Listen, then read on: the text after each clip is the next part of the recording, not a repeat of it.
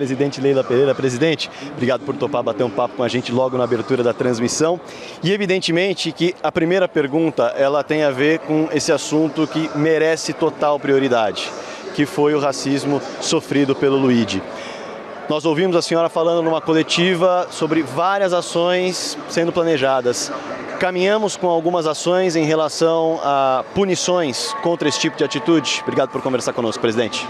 Primeiramente, boa noite a todos. É um prazer estar aqui com vocês. Então, Fragoso, primeiramente eu queria dizer a minha indignação da pena aplicada pela Conmebol de $50 mil, não é? E portões fechados. Aliás, o Cerro nem está mais, não é? Disputando a Libertadores. E portões fechados e sub-20. Vocês viram, não tem público quase absolutamente nenhum. Acho que tinha meia dúzia de racistas lá nesse dia, não é? E a aplicação de $50 mil para um crime de racismo, quando, se você atrasa 1 minuto para entrar em campo, são $100 mil. Se acende sinalizador, $78 mil. Vocês vejam como a Conmebol encara o crime de racismo. Isso é um absurdo. Então nós ficamos indignados e nós, então, o que nós fizemos, Fragoso? Nós escrevemos uma carta, não só o Palmeiras e os clubes da Libra e da LFU assinam essa carta para a FIFA, solicitando que a FIFA intervenha nesses casos de racismo e que, juntamente com a Conmebol, intervenha na Conmebol, para que as penalidades sejam muito mais pesadas. Porque só com a certeza da punição que nós vamos coibir esse tipo de crime.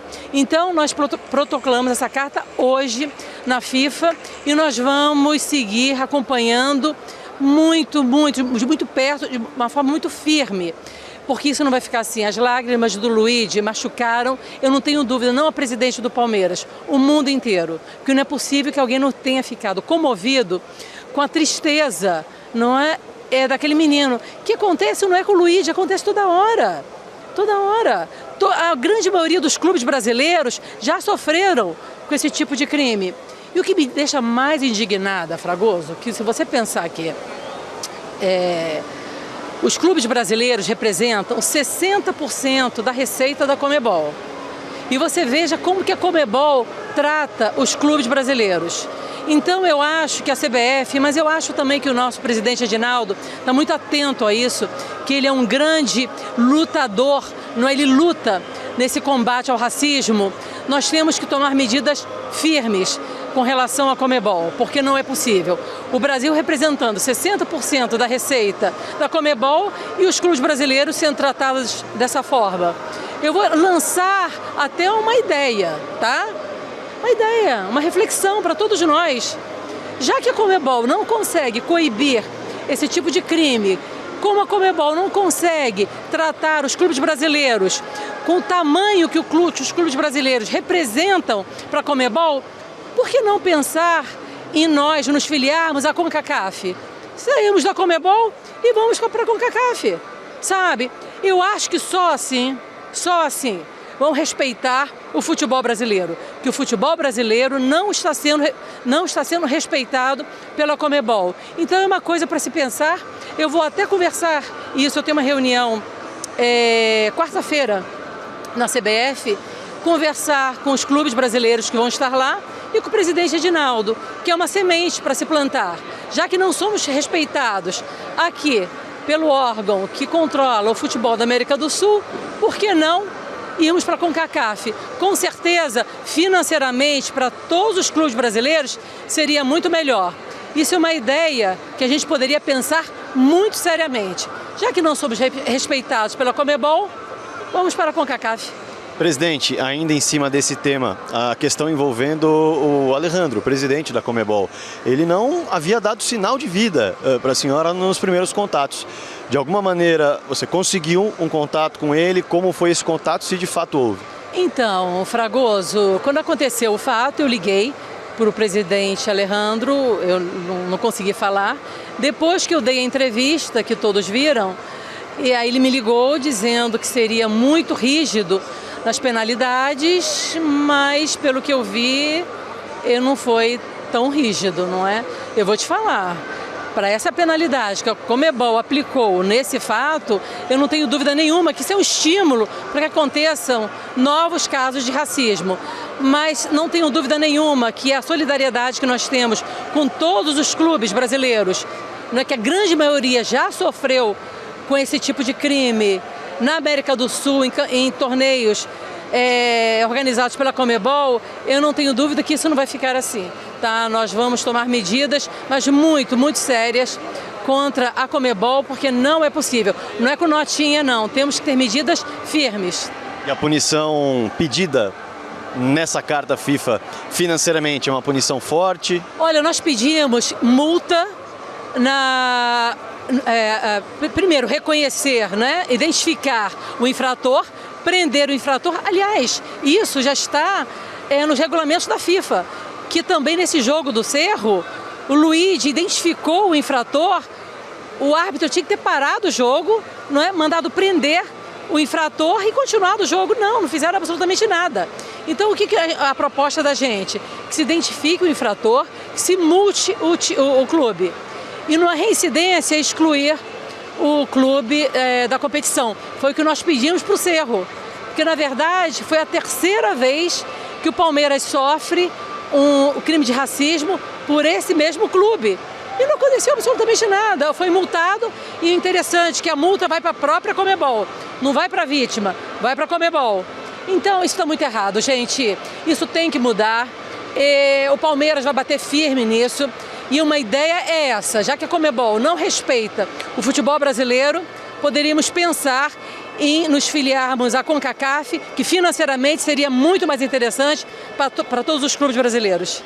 Maravilha. Mudando um pouquinho de tema agora, presidente Leila Pereira, a gente tem que falar sobre o confronto que vem por aí com um camisa 9 que chegou mexendo com o torcedor, o Vitor Roque, que está à disposição do técnico Abel Ferreira, pelo que sei, deve pintar como titular. E aí, claro, queria saber, confirmado titular, acabam de me passar aqui. Quero saber, presidente, qual é o tamanho da relevância para o clube de trazer um jogador do Barcelona ao preço que foi, qual o recado que manda para o mercado, qual o recado que manda para o futebol mundial e até esses primeiros dias do Vitor Roque no Palmeiras, você esteve de pertinho acompanhando, como foram? É isso aí, Fragoso. A vinda do Vitor Roque só veio a brilhantar ainda mais o nosso elenco, que já é brilhante. Eu costumo dizer, o futebol é um esporte coletivo. Um jogador só não faz a diferença. A nossa grande força é o nosso... Eu olho aqui para a água não vir em cima da gente. Não vai virar, não vai vir. A nossa grande força é o nosso elenco. Mas é óbvio que o Palmeiras está sempre em busca de jogadores espetaculares para brilhantar ainda mais o nosso elenco. Esse ano nós fizemos grandes contratações, não é? Mas o Vitor foi uma contratação especial, foi muito difícil. Não é? Nós, no início do ano, no final do ano passado, nós fizemos uma sondagem com o Barcelona para trazer o Vitor. Mas eu imaginei trazer para o meio do ano, para o Mundial. E a coisa foi desenrolando, e aí nós conseguimos trazer para essa janela agora, graças ao trabalho brilhante dos nossos advogados, que mudaram o entendimento da La Liga, da Federação Espanhola. Então eu fiquei muito feliz, eu tenho certeza que ele também.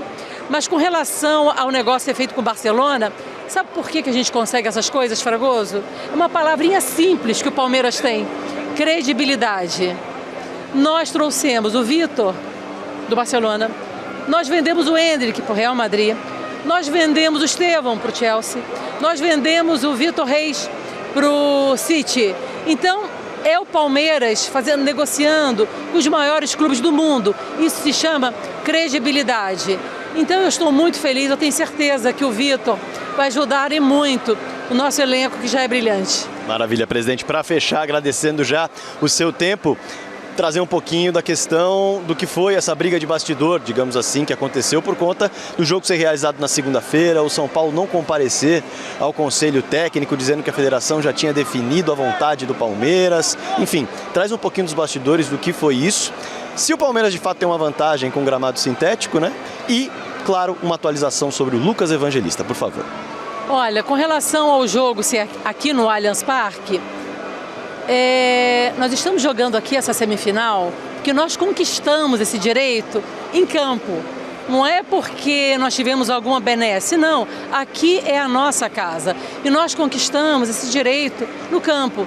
Se o São Paulo quisesse jogar na casa dele, deveria ter também conquistado em campo, se esforçado e conquistado em campo, não é? Esse direito. E com relação a esse não comparecimento na reunião, isso você tem que perguntar para o presidente do São Paulo, não é? Nós estivemos lá presentes, não é? Nós estamos aqui, esse negócio do Palmeiras ter vantagem em campo sintético, isso é uma balela, que nós já fomos extremamente felizes em campos sintéticos, em grama natural, já tivemos muitos momentos difíceis aqui no Allianz Parque. Olha, ano passado, né, nós perdemos a Copa do Brasil aqui, Libertadores aqui, né, mas isso não vai voltar a acontecer, que hoje, se Deus quiser, vai dar tudo certo. Sobre o Lucas, nós estamos em tratativas, sim, com o Red Bull. Eu quero dizer para o torcedor que a presidente do Palmeiras, está muito otimista. Em breve teremos notícias. Obrigado, presidente, pelo papo, por todos os esclarecimentos. Obrigada, boa noite, bom jogo para todos.